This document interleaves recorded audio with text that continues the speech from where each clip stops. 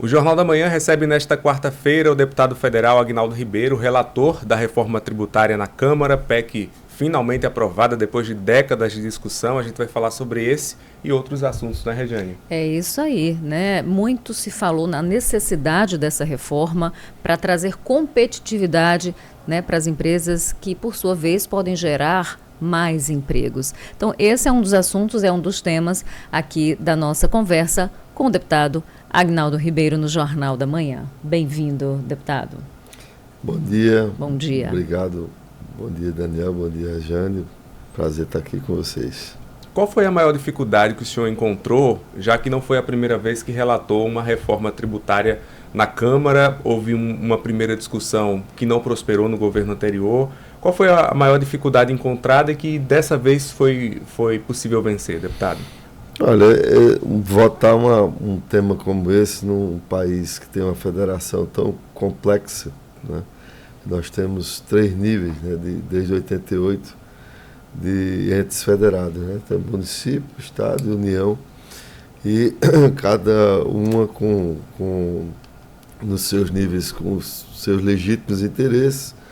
Além do mais, você ter também uma diversidade setorial tão grande no país. Então, a gente vem também de um sistema tributário que foi se montando ao longo de anos, né, baseado em benefício tributário, incentivo fiscal, e o que gerou e vem gerando nos últimos anos a chamada guerra fiscal, né, que é o Estado usando desse benefício, e ele usa exatamente porque o tributo do consumo no país hoje, ele ainda é cobrado na origem, não no destino, né? Então, mudar isso, de fato, é romper com o sistema que existe e trazer um novo sistema, que na verdade já existe nos outros países há muito tempo, né? Pra você ter uma ideia, na ONU, dos 150 e poucos países que integram a ONU, quase 144 já adotaram o IVA, né, que é o Imposto sobre Valor Agregado, que nós estamos adotando agora. Então, de fato, você mexe com muitos interesses, né, muita coisa, é uma briga muito grande, porque de um lado os entes federados não querem perder a arrecadação, do outro, cada setor também não quer pagar menos, né, imposto. E a grande briga é isso, quando você começa a mexer nesse emaranhado, né, de diferentes interesses, você esbarra em muita dificuldade. Que foi o que aconteceu até hoje, né, até 2023. Né? Só de Constituição foram 35, da Constituinte de 88 para cá, foram 35 anos. Né? Antes disso já se tentava uma reforma tributária, né, e não se conseguia. Inclusive, em 88 se tentou e não se conseguiu. Então, eu diria para você que a maior dificuldade, para mim, foi a descrença. Né? Em primeiro lugar, a incredulidade de todos de se votar uma matéria como essa. Então, ninguém acreditava, nem a própria política acreditava que fosse possível votar. Não é brincadeira, como eu disse, tratar de 5.565 municípios, 27 estados, né? E a União. E fora isso, a diversidade setorial que a gente tem, não é fácil. Mas acho que foi esse diálogo.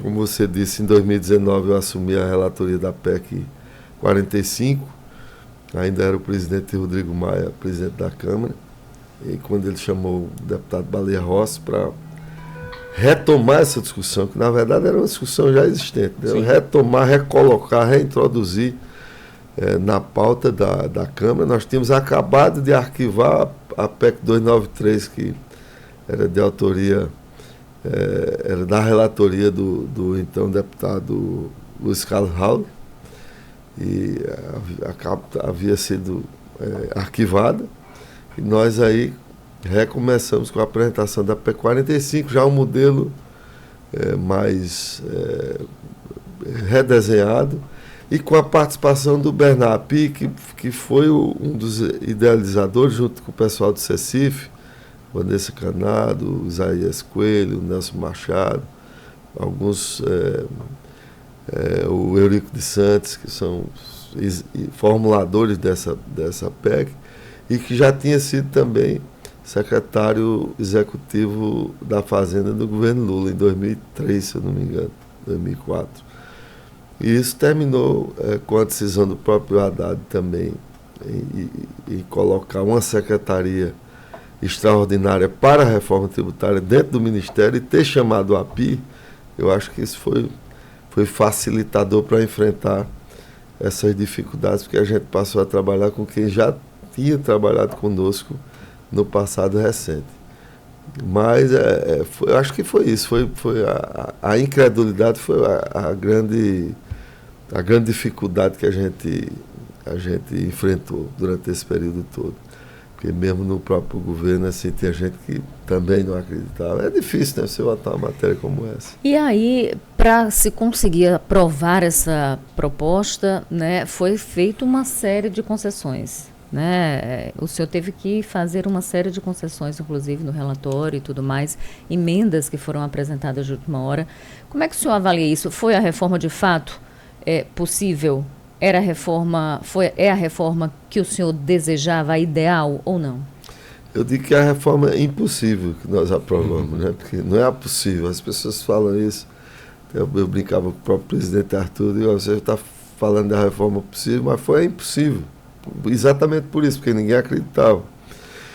O texto, como em tudo no parlamento, quando se apresenta uma proposta, que seja ela qual for, ela termina passando por uma trajetória de negociação, onde você aí tem que construir esse texto. Então, foi o que nós fizemos. Vou dar um exemplo a você. Na PEC original, a gente tinha a concepção de um IVA único, né? Ou seja, a gente encerrava 5 impostos e tinha um imposto só, que era o IBS.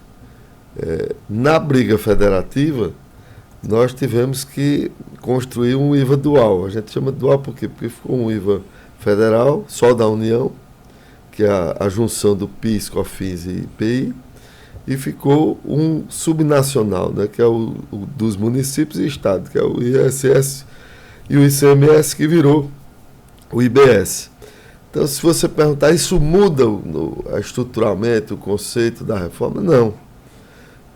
Você preferia o IVA único? Eu preferia, porque eu acho que era até mais econômico para o país. Mas isso não comprometeu, né? Além de ter essa dificuldade federativa, porque os estados e municípios não queriam estar atrelados à União, que foi essa dificuldade, nós optamos por fazer uma das, vamos dizer, se é que a gente pode chamar de concessão, né? Mas uma das concessões que nós fizemos foi exatamente essa, para que, se aprovasse, nós pudéssemos vencer essas etapas. Mas isso não mudou de forma alguma o conceito, a gente ter um IVA moderno, que é o que foi aprovado na emenda constitucional. O ideal, a gente sempre está atrás dele, né? Não existe o ideal, a gente, mesmo os melhores sistemas já funcionando, né? Não, se você me perguntar, é esse o ideal? Não, o ideal a gente sempre pensa em melhorar o sistema, mas eu diria para você que foi o texto que nós conseguimos aprovar, ele observa exatamente os critérios de um sistema tributário já moderno, né? Já dentro dos padrões da OCDE, aliás, bem mais avançados do que a maioria dos países já tem. É importante destacar isso, né? E a gente vai ter também muita coisa nova, porque há também uma mudança na sociedade, né? Por exemplo, tem coisa que existe hoje que não existia há 10 anos, né? 15 Sim. anos atrás, né? Plataformas tecnológicas, né? Que você vai para... hoje a relação comercial cada vez mais está mais dinâmica, né? Os meios de pagamento são cada vez mais tecnológicos, então tudo isso vai mudando também a possibilidade do sistema tributário. Deputado, ainda tem um trabalho legislativo a ser feito, leis complementares que precisam ser aprovadas. Dentro dessa discussão tem a Cesta Básica Nacional, que foi uma das colocações importantes ali naquela reta final de aprovação. Como é que está esse processo de discussão? O que é que o senhor pretende colocar em debate para esse complemento da reforma tributária? Essa é uma parte importante, que é a parte da regulamentação, né, da emenda constitucional 132, que foi o número que ficou na nossa PEC. A antiga proposta de emenda constitucional 45 virou a emenda constitucional 132. E ela precisa ser regulamentada. Ali está todo o comando constitucional, nós precisamos agora fazer a regulamentação, inclusive com o que está lá na emenda constitucional, né? Lá se tem um prazo para que o governo possa enviar essa legislação. Na PEC ficou um prazo de 180 dias, mas eu já conversei com o ministro Haddad, tem um compromisso, inclusive, conosco, de enviar para o parlamento essa proposta o mais rápido possível, porque a gente tem um ano também de eleição. A gente sabe que tem um calendário aí que termina no segundo semestre. Fica mais, vamos dizer assim, mais difícil em razão do tempo, mas a ideia é que isso possa chegar rápido e que a gente possa avançar. E aí são vários temas, como você bem falou. A Cesta Básica Nacional de Alimentos foi um tema que eu tive, assim, eu decidi fazer, né, como relator. Havia uma discussão muito grande. A cesta básica a gente tem hoje, nós não temos uma isenção total na cesta básica existente.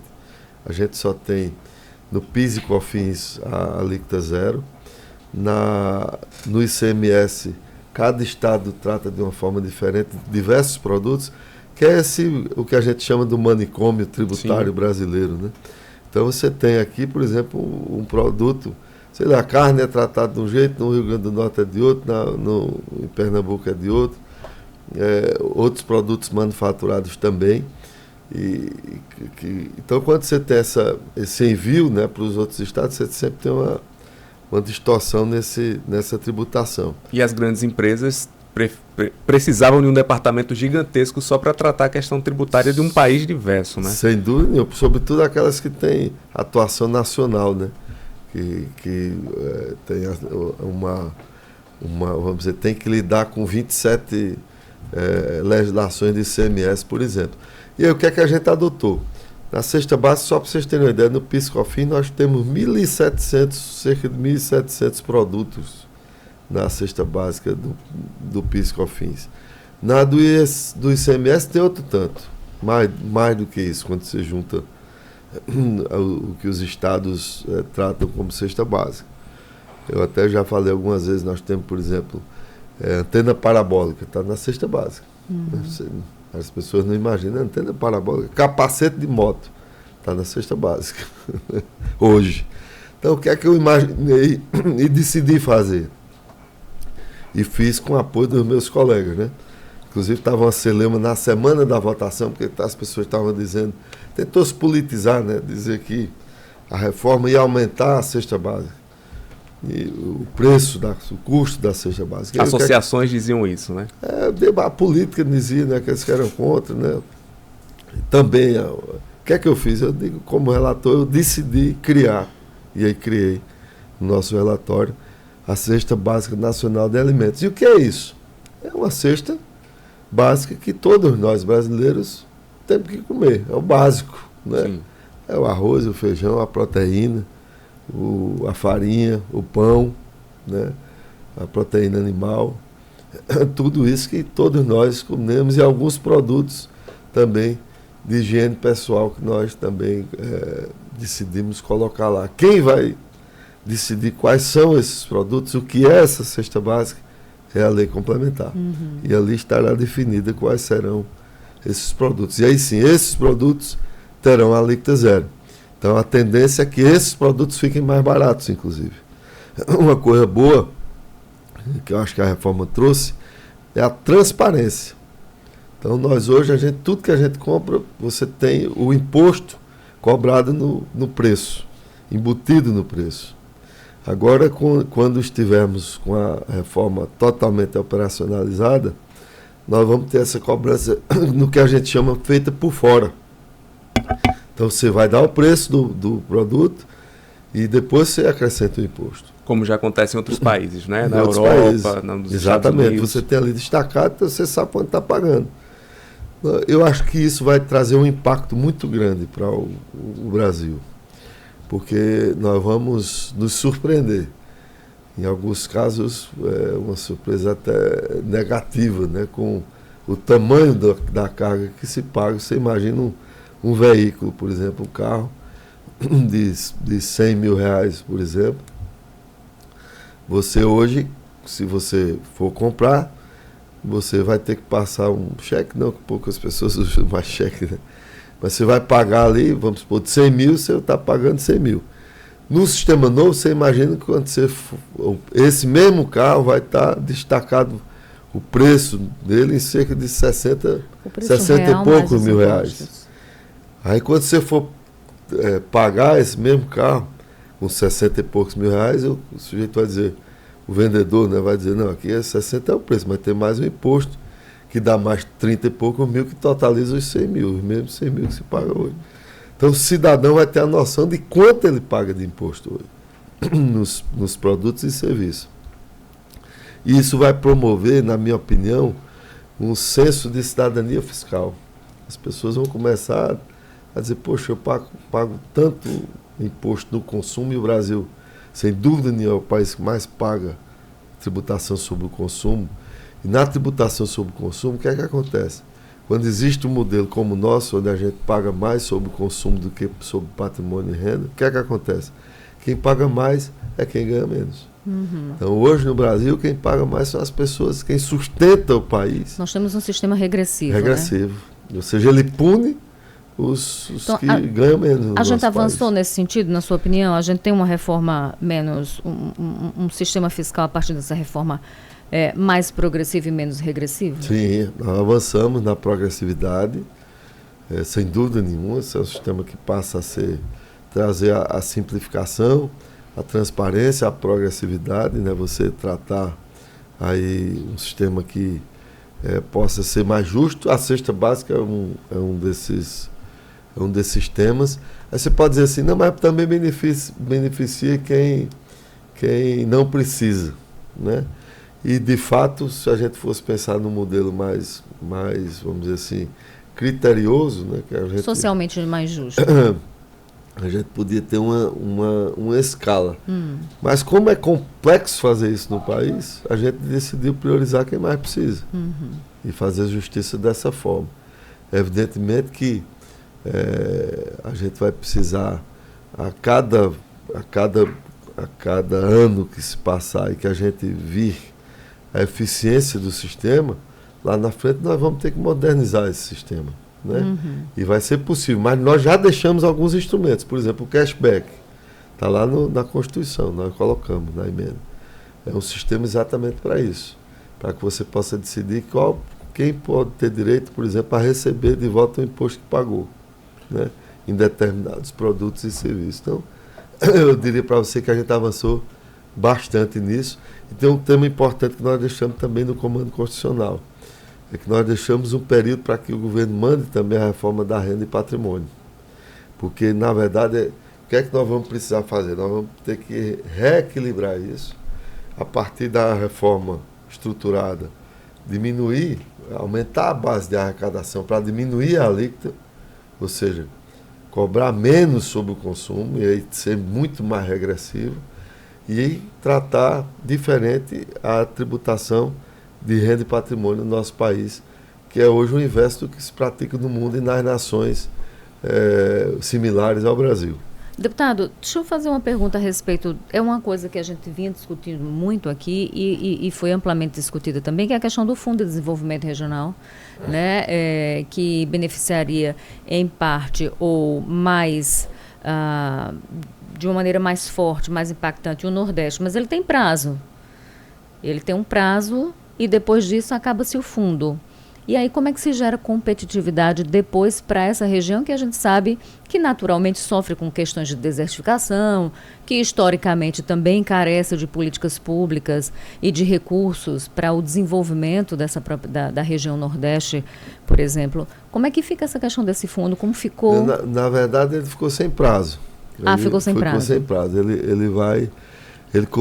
Ele nasceu exatamente pela necessidade de se ter um instrumento de promoção, desenvolvimento regional no país. Ele é para o país todo. Agora, evidentemente que nos critérios, né, de aplicação desse fundo, de destinação desse fundo, ficou Nordeste e Norte com, vamos dizer assim, uma fatia maior? Ficou com a participação maior em função exatamente dessa necessidade de se promover. Porque, naturalmente, se você deixar naturalmente, as indústrias virão sempre para os centros consumidores. Então, você vai para São Paulo. Por que uma fábrica de automóvel, por exemplo, veio para Pernambuco? Né? Ou por que você tem uma fábrica de televisão na Zona Franca de Manaus? Ou de celular? Você tem por conta de um sistema de incentivo. Sim. Né? Se você for até discutir tecnicamente, alguém pode dizer, olha, você está incentivando, né, uma dificuldade, inclusive logística, para poder se produzir lá. Mas isso só se tem por força disso. Havia uma guerra fiscal, como eu disse, por conta desse incentivo. Você vê, por exemplo, o Rio Grande do Sul, quando perdeu a FOL, não sei se vocês lembram, né? Tinha uma briga lá, a FOL queria renovar os incentivos, o Estado decidiu não dar. A Bahia foi e se candidatou a bancar esses incentivos. A FOL se mudou para a Bahia. Né? Hoje ela tomou uma decisão estratégica e se mudou do país, né? Não produz mais no Brasil. Então, o que é que o Fundo de Desenvolvimento Regional, Nacional está trazendo, na verdade? Ele substitui esse instrumento e vai se deixar a estratégia com os estados, para que também cada governador possa definir a sua estratégia de política de desenvolvimento. Né? Então ele vai poder fazer, vamos supor, hoje essa ponte que o governador João Azevedo anunciou de Cabedelo Lucena. É uma ponte que ele está utilizando recursos, acho que do Tesouro, né? Não sei se tem alguma parte financiada, não me aprofundei nesse tema. Mas, por exemplo, se já estivéssemos com a reforma em andamento, né, ele teria a disponibilidade de usar do Fundo de Desenvolvimento Regional recursos para esse tipo de empreendimento, por exemplo. Da mesma forma que ele pode continuar a pagar a subvenção econômica, ou seja, as indústrias. Né?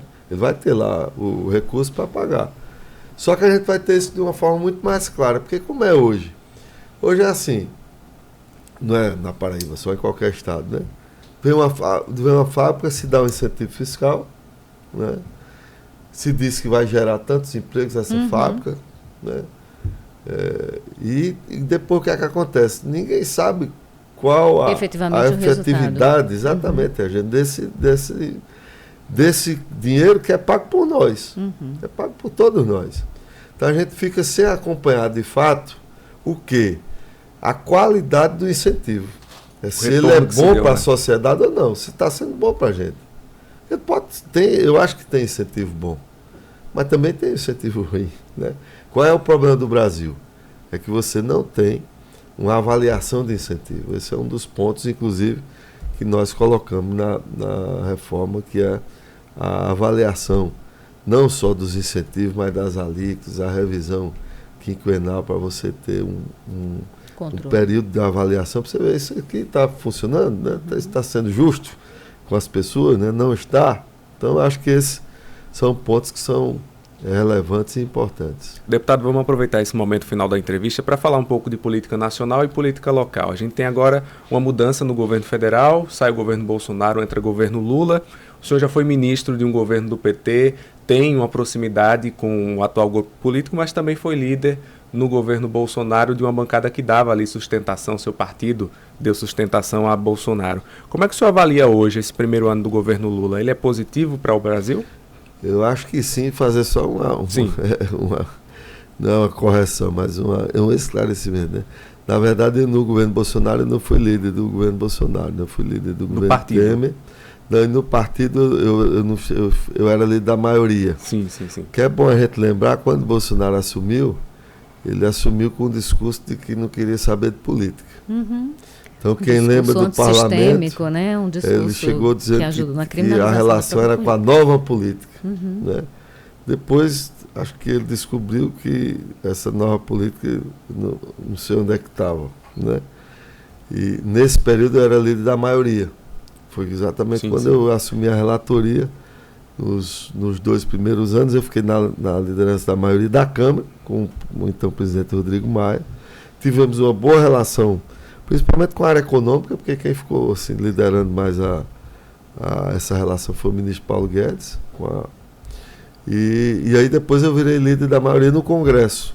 Então, nos 2 últimos anos de Bolsonaro, eu fiquei, não tive, apesar de ter o presidente do meu partido, o senador Ciro Nogueira, e você tem toda a razão, assumiu o Ministério da Casa Civil, ficou bem próximo do governo Bolsonaro, apesar de eu ter liderado o Bolsonaro quando fui líder do meu partido, quando Bolsonaro foi do Progressista, era afiliado, né? Que aí ele era afiliado e eu fui líder. Mas se você me perguntava, eu terminei fazendo esse esclarecimento e fugi, né? Claro. O primeiro ano. Eu acho que foi extremamente positivo o governo Lula por uma razão muito clara, né, da gente enxergar. Primeiro, a gente tinha a expectativa de que íamos ter um ano muito difícil, né, do ponto de vista econômico, inclusive as projeções da economia. Foi uma coisa que eu fiz aqui em João Pessoa no Natal, onde eu fui, eu perguntava como é que estão sendo as vendas, né? Como é que está sendo esse Natal, né? Que não deixa de ser um balizador, né, para todos nós. E o que é que eu acho? A gente avançou em muitos pontos estruturantes. Nós tivemos várias matérias aprovadas importantes durante esse ano. Tivemos um marco de garantia que foi aprovado, que é uma matéria que vai, inclusive, ajudar a redução de juros. Tivemos agora, no finalzinho, voltamos à legislação sobre crédito de carbono, que é uma legislação importantíssima que a gente votou e aprovou. Votamos modificações no CAF, votamos a legislação de offshore, né? Enfim, nós votamos muita coisa e aprovamos uma reforma tributária histórica, né? Lógico que essa reforma foi uma reforma do parlamento, não foi uma reforma do governo. Até porque, como você bem disse, a gente começou a discutir em 2019, inclusive com o próprio Paulo Guedes nós discutimos. Mas houve um apoio do atual governo, isso foi importante. Foi, né? Decisivo, por exemplo. O Fundo de Desenvolvimento Regional, para mim, foi decisivo. Inclusive, na minha fala, na promulgação, e estava lá o presidente Lula, o ministro Haddad, os 2 presidentes, Arthur Lira, presidente da Câmara, e o presidente Pacheco, que é o presidente do Congresso Nacional. Eu realcei na minha fala, eu digo, olha, se não fosse a decisão de se aportar recursos no Fundo de Desenvolvimento Regional, esse era o grande embate com os governos estaduais. Porque eles iam dizer, como é que eu vou perder meu instrumento de desenvolvimento regional numa reforma tributária? Né? Então, não andaria. E não andou no governo passado.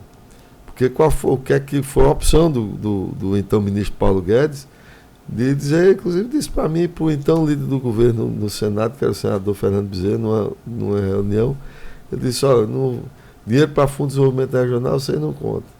Então isso foi um fator impeditivo na reforma, porque a gente discutiu muito, eu fui a vários estados, né, durante esse tempo todo, vim numa reunião de governadores em Pernambuco, nessa época, que esse foi um dos temas que emperrou o debate, entendeu? Então, acho que isso fez com que as coisas andassem e a gente terminasse um ano que foi um ano bom, acima da expectativa que a gente tinha, né?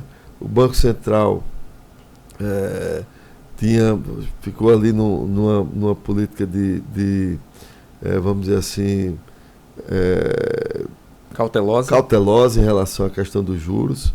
É bom lembrar que a gente também saiu de uma pandemia, né? O mundo todo no fiscal gastou mais do que se pensava gastar, e o Brasil também fez essa trajetória. Os Estados Unidos gastou uma fortuna, né?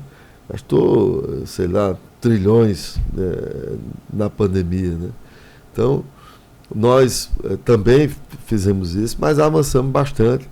Eu acho que a gente termina o ano muito melhor do que a expectativa, nos termos econômicos, e essa economia é quem vai também apontar para o ano que vem. É bem verdade que a gente vai ter que ter uma discussão em relação à questão do gasto público, Nós temos o desafio do arcabouço fiscal, das metas para que a gente possa cumprir isso da forma que se tem que cumprir.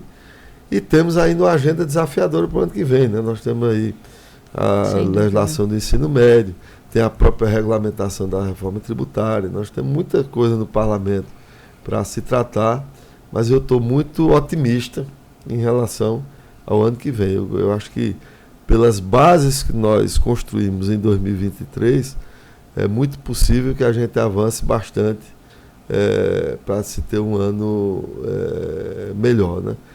Tivemos muita coisa aí, tivemos discussão de cartão de crédito, rotativo de cartão, é muita coisa que a gente está avançando para modernizar esse nosso sistema, e eu acho que isso vai ajudar que a gente tenha um ano melhor em 2024. O senhor avaliou aí essa relação aí de Lula, né? Na verdade, esse primeiro ano aí do mandato. Mas eu queria que o senhor me dissesse, com a sua experiência, como é que o senhor avalia ou como Lula poderia melhorar a relação dele com o próprio Congresso, porque a gente sabe que ainda é uma relação extremamente fragilizada, vulnerável. E o senhor já recebeu algum convite para assumir o ministério? Não, eu tenho estado muito próximo por conta dessas discussões, né? A gente discutiu bastante esses temas. Eu acho que Lula tem uma extrema experiência política. Ninguém mais do que ele, por tudo que viveu na sua trajetória, ele conhece política como ninguém. Mas tem sido difícil, né? O parlamento mudou. Por quê? Aí é importante a gente destacar alguns pontos que são frutos do que a gente viveu. Você lembra que eu falei há pouco que o governo Bolsonaro, quando assumiu, disse: olha, não quero saber da política. Sim. Né? No início. E depois, quando o governo Bolsonaro se reencontrou, reencontrou, que eu digo, porque ele passou 28 anos dentro do parlamento antes de ser presidente da República. Mas conseguiu vender uma imagem de outsider, né? Não podia ser diferente. Desconhecer a política, né? Vendeu, mas depois essa relação se deu de uma forma muito, assim, ele abriu espaço, eu diria, para o parlamento. E o parlamento, em política, você não tem espaço vazio. Sim. E o parlamento ocupou muito espaço nesse vácuo de gestão. Passando a executar, inclusive, o orçamento. E ele assumiu o papel, não executar, porque a execução sempre será do executivo. Né? Na prática, mas a organização do orçamento, sim. Uhum. Né? O parlamento passou a ter um papel muito mais, vamos dizer assim, ativo do ponto de vista da construção desse orçamento, né? De definir, inclusive, áreas de orçamento importantes, e com o governo participando menos. Né? Então, é lógico que o parlamento cresceu dentro desse regime que a gente está acostumado a, que é um presidencialismo de coalizão, né? Onde os governos se organizam com os partidos que formam o governo e governam juntos. E mantém a governabilidade. Aí vem Bolsonaro e consegue causar uma ruptura. E aí Bolsonaro abdica desse presidencialismo de coalizão, entrega parte para o Congresso. A gente viveu quase que o que Temer sempre chamou de semipresidencialismo. Sim. Né? Presidencialismo parlamentarista. Alguns chamam de parlamentarismo mesmo, e outros chamam de semipresidencialismo.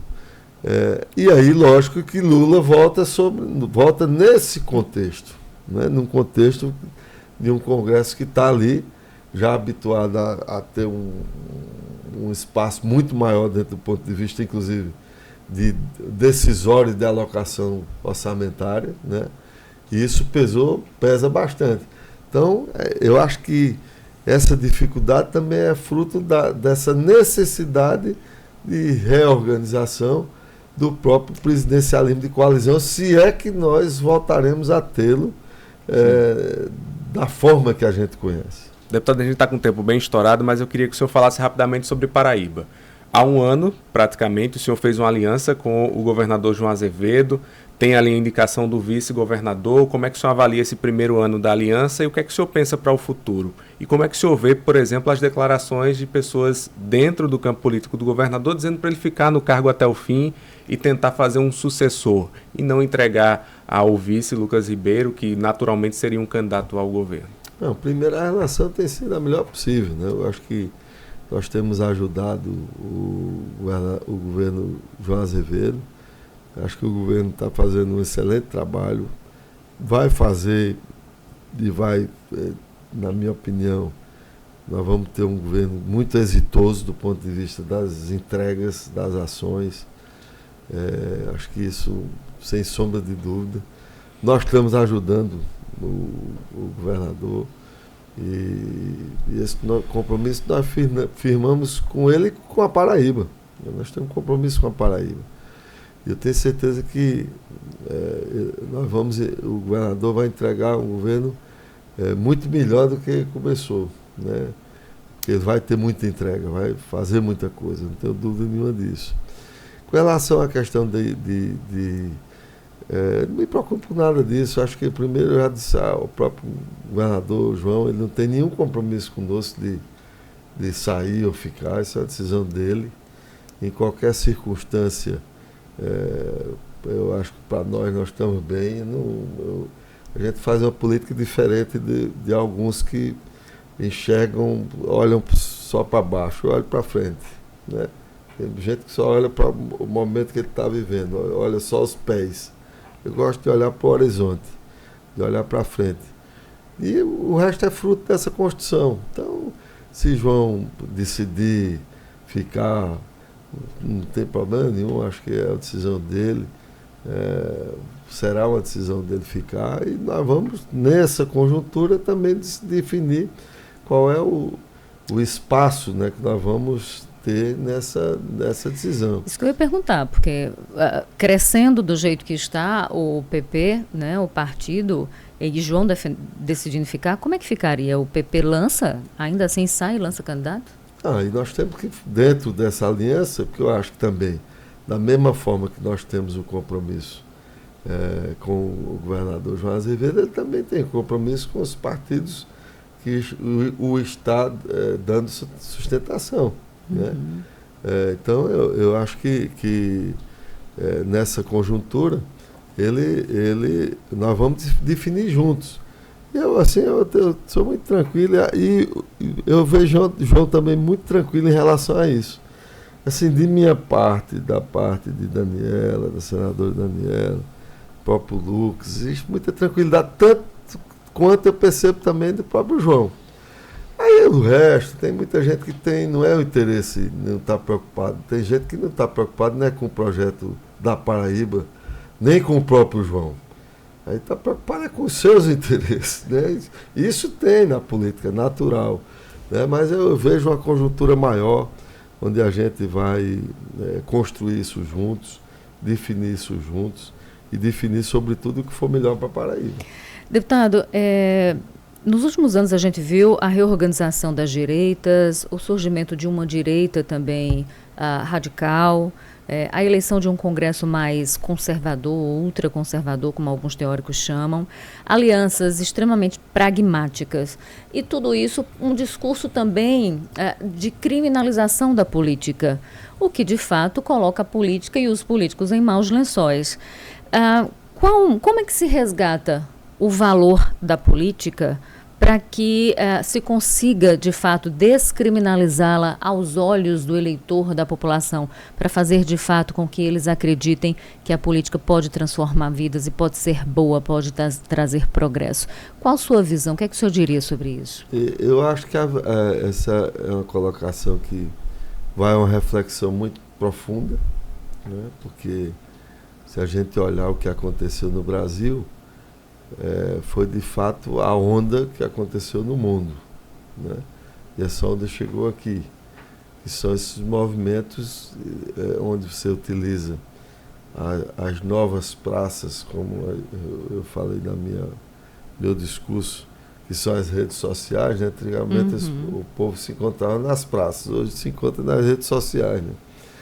E se utilizou as redes sociais para se promover esse ambiente de radicalismo político, né? Mas, na verdade, você tem uma razão para isso, uma razão de interesse da própria política que está por trás desse estímulo, né, à radicalização. E isso chegou aqui, que foi o que fez esses extremos de direita e de esquerda, né, de você ver coisas que você, antigamente você iria ficar estupefato de ver, né? Como é que isso pode estar acontecendo? E isso aconteceu, né? Isso dividiu amigos, dividiu famílias, né? Isso dividiu, criou-se esse cenário de que a política era um instrumento muito nocivo. Acho que o ápice disso foi ali no período da própria Lava Jato, né, onde você teve ali um movimento de criminalização da política. E depois você vê que os principais atores da Lava Jato, que eram vinculados à justiça, na verdade, o que eles queriam era a política, era o poder. Não tinha nada de combate. Foram para a política. E foram todos para a política, né? Na verdade, o objetivo deles não era combater ali. Você tinha, pelo contrário, era uma orquestração. Existem várias teorias, inclusive, disso, inclusive teorias de conspiração internacional, né, intervindo no país para conter Petrobras, conter as grandes indústrias de transformação, indústria de construção civil do nosso país, que estava naquele momento no mundo todo, tinha saído do Brasil, e de fato eles conseguiram destruir isso, né?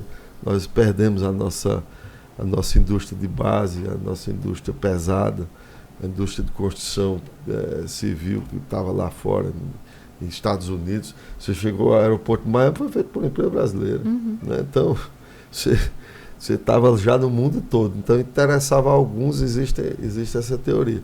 Mas eu acho que a política, para não aprofundar tanto assim, que é tanta reflexão que se a gente for... Vale um programa inteiro. Dar um programa inteiro só sobre isso. Eu acho que a gente entender que a saída sempre estará na política, né?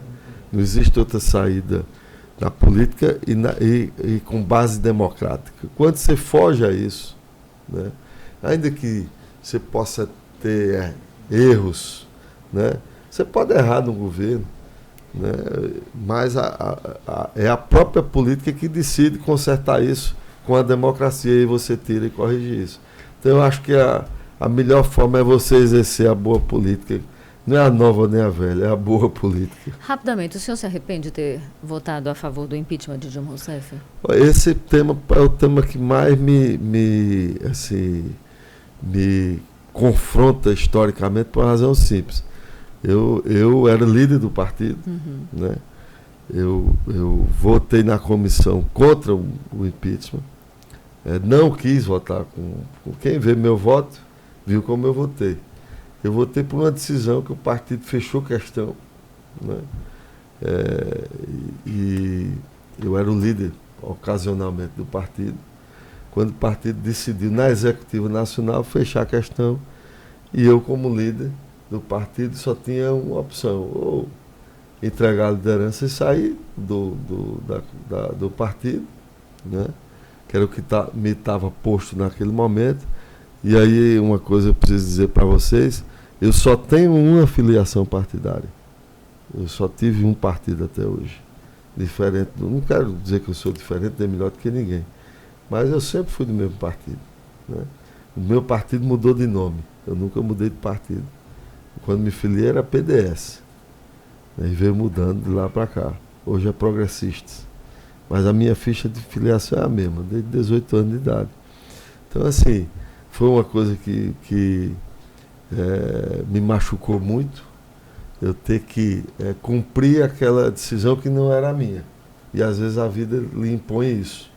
Era eu como líder, tanto que eu me lembro muito bem, porque me marcou muito. Na véspera, para você ter uma ideia, que vou fazer uma revelação, né? Na véspera eu tinha estado com o chefe de gabinete de Dilma, num restaurante, tomamos um vinho juntos. O doutor Gilles, que é meu amigo até hoje, eu continuo mantendo os mesmos amigos. E foi quando eu disse, houve uma decisão do partido, fechou questão, estou indo para uma posição muito difícil, e fui no Palácio. Estive com o então ministro Bezoini, que me é testemunha, quando a gente disse que, olha, o partido decidiu que não vai mais dar sustentáculo ao governo da presidente Dilma, e como líder eu estou sendo compelido, né? Não é levar a minha posição, porque ali não foi a minha posição. Se você vir meu voto, foi a posição do partido. É tanto que eu me lembro bem, eu disse assim, hoje não é um dia para celebrar nada. Nós não temos nada a celebrar, porque as pessoas estavam num momento de euforia, né? Todo mundo votando ali. Eu disse, mas eu sou líder de uma maioria, não sou de uma minoria. E estou trazendo aqui o voto do que a maioria decidiu. E assim foi o meu voto, não foi o meu voto. O meu voto de coração não foi, nem seria esse. Aí sabe o presidente do meu partido, que eu disse para ele, o presidente Ciro, eu digo, olha, e foi quando o partido, porque eu pedi, é um fato histórico isso também, na reunião de líder que eu comandei com a bancada, eu pedi para ser liberado do voto. Eu disse, olha, eu queria que vocês me liberassem. Eu vou encaminhar o voto com a decisão de vocês, mas queria que vocês me liberassem do voto. E nessa reunião a bancada decidiu por não me liberar do voto. E foi assim que a história e às vezes tem essas coisas, né? Na política você é compelido, às vezes, a como líder, né, tomar e encaminhar determinadas decisões. Mas não foi o que eu queria. Deputado Agnaldo Ribeiro, muito obrigado pela sua presença aqui na Jovem Pan. Eu que agradeço. Muito obrigada e a gente deseja sucesso aí em 2024. E eu aproveito só para desejar um Feliz Natal que ainda estamos na semana do Natal, né? Mas aproveitar também para desejar um Feliz Ano Novo a todos vocês e a todos os paraibanos. Deus abençoe a todos vocês. Obrigada, deputado. Show, obrigadão, deputado.